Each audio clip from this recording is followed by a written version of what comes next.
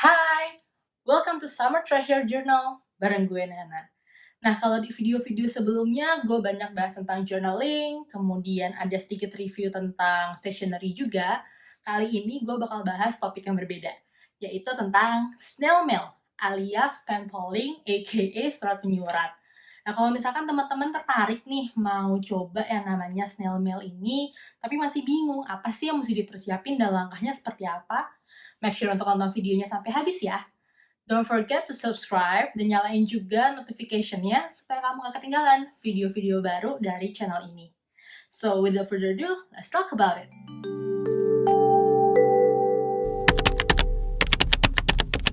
Nah, buat teman-teman yang baru banget mau memulai pen polling journey-nya, ada 5 step yang bisa kalian ikutin. Dan step-step ini based on my personal experience. Step pertama, knowing your purpose. Kenapa sih penting banget untuk tahu tujuan kirim-kiriman surat? Gitu. Ini bukan tujuan alamatnya ya guys, tapi lebih ke arah alasan kenapa kamu memulai pen polling journey ini. Kenapa ini penting? Karena lewat purpose yang kamu punya, ini ngebantu banget untuk cari source yang tepat, kemudian untuk dapetin pen pal yang istilahnya bisa sejalan lah sama kamu, gitu. Bisa awet juga kirim-kiriman suratnya. Kalau gue pribadi, purpose-nya di tahun 2011 yang lalu, pas pertama kali nyoba pen pal adalah gue pengen bisa ngelihat dunia tanpa harus bayar banyak lewat cerita-cerita orang lain. Kalau kalian udah tahu purpose kalian bisa lanjut ke step yang kedua. Di step kedua ini adalah waktunya kamu untuk cari pen pal yang sejalan nih sama kamu.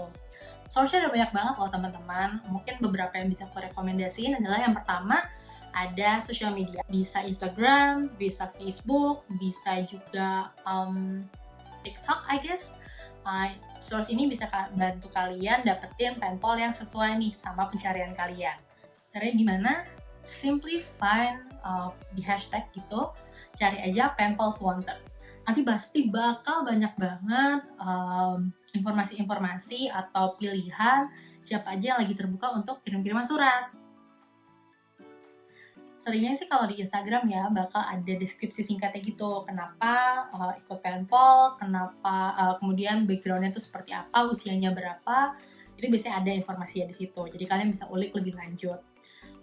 Kalau ditanya preference-nya sih memang kalau gue pribadi ngelihat sosial media ini sangat oke ya. Kenapa? Karena kan pasti setiap request pen pal itu kita bisa lihat profilnya. At least dari profil itu kita bisa dapat bayangan orangnya itu seperti apa sih, kira-kira interest-nya kemana dan sebagainya. Jadi ini lebih nyaman kali ya buat teman-teman pakai, apalagi buat yang pertama kali. Next, source kedua ada website namanya Interpol. Di Interpol ini kalian bisa bikin profile, jadi mirip-mirip kayak Facebook gitu, dan kalian bisa tentuin apakah kalian bikin profil itu karena mau cari teman, mau kirim-kiriman surat, atau misalkan cari pacar, itu juga bisa banget di Interpol ini. Pribadi baru nyoba ini sekali dan masih ongoing proses gitu ya kirim-kiriman suratnya, jadi belum kebayang sih serunya bakal kayak apa. Cuma memang di Interpol ini banyak banget profilnya dari berbagai negara. Dan beberapa cerita yang gue denger sih banyak yang berhasil dapet temen dari sana atau bahkan dapet pasangan. Jadi kalian juga bisa coba di Interpal. Kemudian kalau buat kalian yang sukanya tuker-tukeran barang nih atau lagi ngoleksi barang tertentu, gue sangat rekomendasiin untuk berkunjung ke website namanya Swapbot. Semua linknya kan gue taruh di description box ya, supaya kalian bisa langsung klik aja. Nah, di Swapbox ini biasanya suka ada forum di mana kalian bisa berpartisipasi untuk kayak saling berkirim barang atau misalkan koleksi tertentu, nanti kalian akan dapat kiriman balik dari orang lain. Nah, kalau tadi udah ada social media, ada Interpal, ada juga Swapbot, yang terakhir ada post crossing. Sebenarnya sih post crossing bukan untuk dapetin teman kirim-kiriman surat ya, tapi lebih ke arah kita bisa bertukar kartu pos gitu, bukan bertukar ya, berkirim-kiriman kartu pos. Di post crossing ini sistemnya kalian bakal terima alamat dari random user, nanti kalian akan kirim ke user tersebut, dan nanti kalian sebagai balasannya alamat kalian juga akan disebarkan istilahnya gitu ke post crosser lainnya. Jadi nantinya kalian akan dapat post crossing bukan dari orang yang sama gitu. Nah, di post crossing ini juga ada satu fitur di mana kalian sangat possible misalkan pengen terbuka untuk terus berinteraksi gitu ya, terus menerus untuk kirim surat, itu ada opsinya juga. Jadi bisa dijadiin salah satu source untuk bisa kirim-kiriman surat gitu. Nextnya adalah saying hello. Saying hello ini menurut gue cara yang simple, tapi ngebantu banget untuk kalian bikin suratnya. Kadang kan kalau kita pengen nulis surat suka bingung ya, apa yang mesti kita bahas, kemudian kirim apa gitu.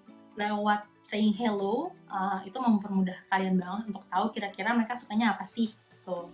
Part of saying hello ini adalah menjadi inisiator ketika menulis pesan. Jadi waktu itu gue pernah dalam satu posisi bingung nih, siapa yang harus kirim surat duluan? Gue atau calon penpol gue? Nah, lewat prosedur si saying hello ini, misalnya mau menghubungi mereka, kita bisa bikin semacam kesepakatan. Mau kamu duluan, apa aku duluan yang kirim surat? Atau mungkin kirim suratnya dalam waktu yang bersamaan, gitu. Jadi itu buat, bikin semacam kesepakatan, gitu. Next, udah tahu siapa yang mau dikirimin surat, tahu kira-kira mau bahas apa, mau kirim apa, next adalah bagian pengiriman. Nah, kalau teman-teman kirimnya dalam bentuk surat atau kartu pos, gue sangat merekomendasikan untuk pakai jasa Pos Indonesia. Karena selain memang Pos Indonesia ini official airmail di Indonesia, Pos Indonesia ini juga secara harga bisa dibilang lebih terjangkau gitu. Nah, metode pengiriman surat itu ada dua, teman-teman. Bisa kalian dengan perangko, jadi kalian nanti akan menempelkan perangko sejumlah biaya yang akan dikeluarkan.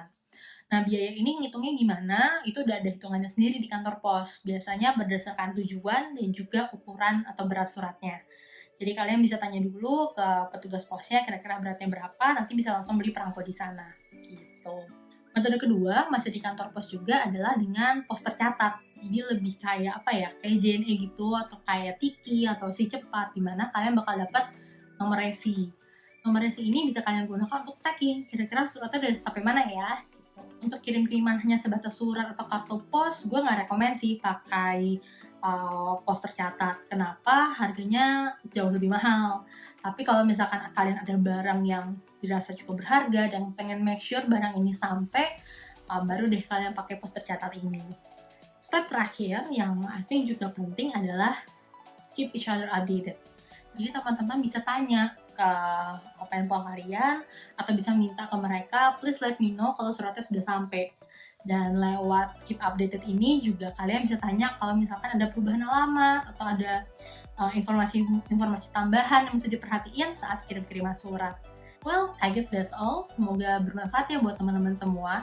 Kalau misalkan teman-teman punya pertanyaan, boleh banget kirim private message via Instagram. Nanti link Instagramnya juga ada di description box. Kalau misalkan mau ngobrol lebih lanjut tentang ini. See you on the next video. Bye-bye!